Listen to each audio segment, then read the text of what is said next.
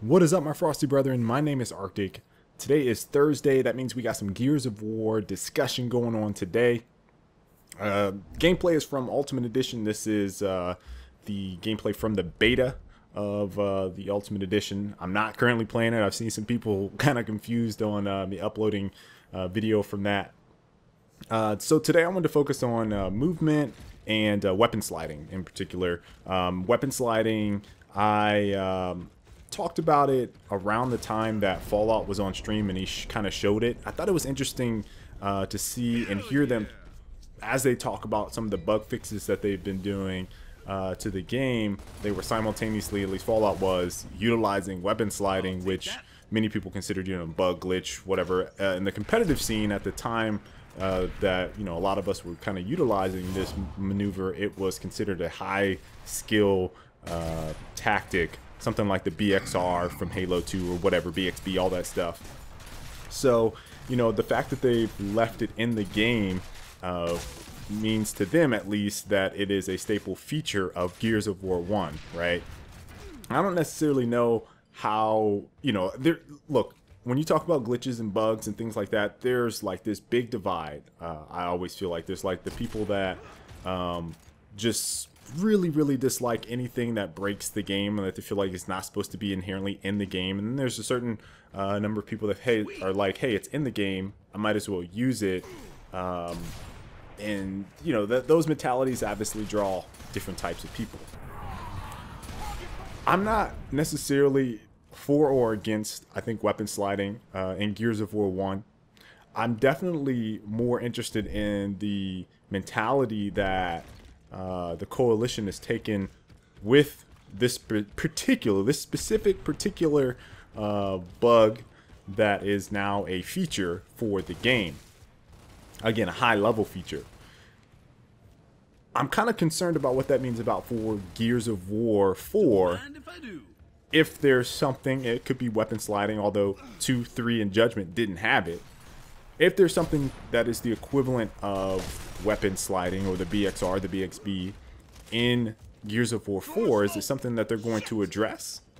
Or if the competitive community says, hey, no, we feel like this is adding another skill element to the game, let's leave it in. I'm kind of concerned about what that means, right? There's another bug that I mentioned, which was on Gears of War 1, you can basically do the same thing. You can you can wall slide and melee at the same time. That's fixed in 2, 3, and Judgment, but it's in Gears of War 1. If there's something like that in Gears of War 4, is that going to be considered, again, high-level maneuvering, next-level gaming, so that they keep it in? Or is it going to be something that they say, we should probably fix this? So those are kind of some of my concerns with what weapon sliding means. I'm very interested to hear if you guys are for or against weapon sliding, or if it matters to you, or if you even use it. I think it's still one of those things that's pretty difficult to pull off, and a lot of people don't really realize that it's there. But then when they see someone using it, they're probably crying foul, right? Because they didn't know how to do it in the first place. So that's one of those things where I'm very interested to hear what you guys have to say. The other thing I'm going to talk about is movement, which kind of coincides with weapon sliding. Not really, but obviously movement speed. I've been checking out, you know, just some either tweets or people just talking about movement speed in general in Gears of War 1 and asking for it to be faster. It's funny.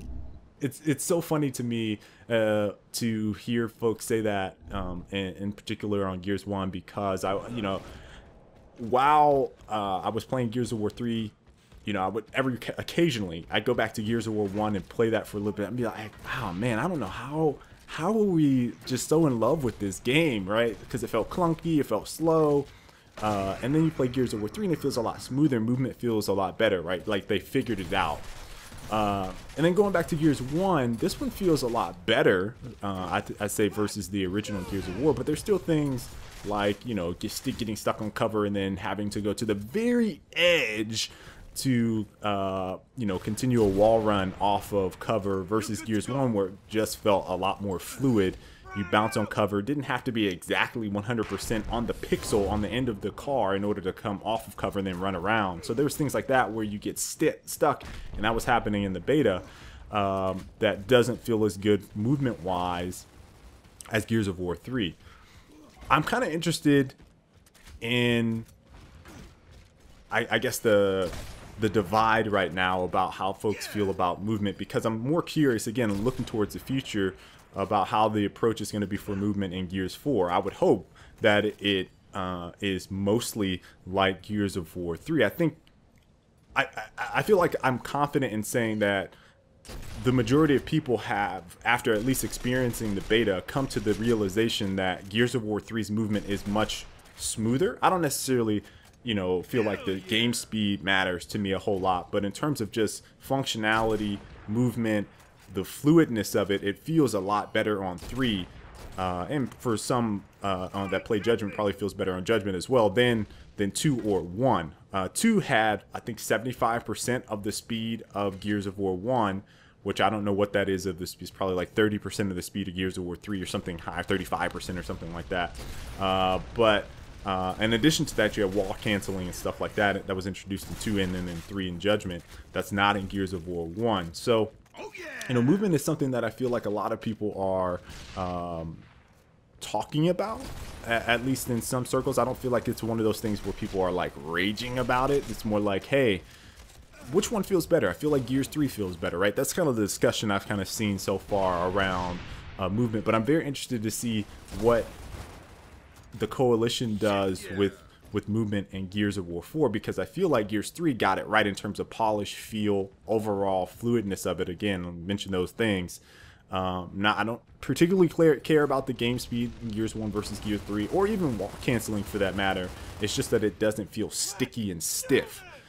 So, you know, I'm hoping that Gears 4 is more in the vein of Gears 3 when it comes to the overall polish of the movement system in the game, versus necessarily some of the things that I think people are probably looking for when it comes to like wall canceling or maybe general game speed. So definitely interested in hearing your guys' opinions on those two things. As always, folks, I do these Gears videos every Thursday on the nose, talking about Gears of War discussion, and just looking to get basically feedback from you guys about the direction of the game and what you guys want to see. So hopefully you guys enjoyed today's video. If you did, please make sure to leave a like, and until the next time, folks, I will catch you all later.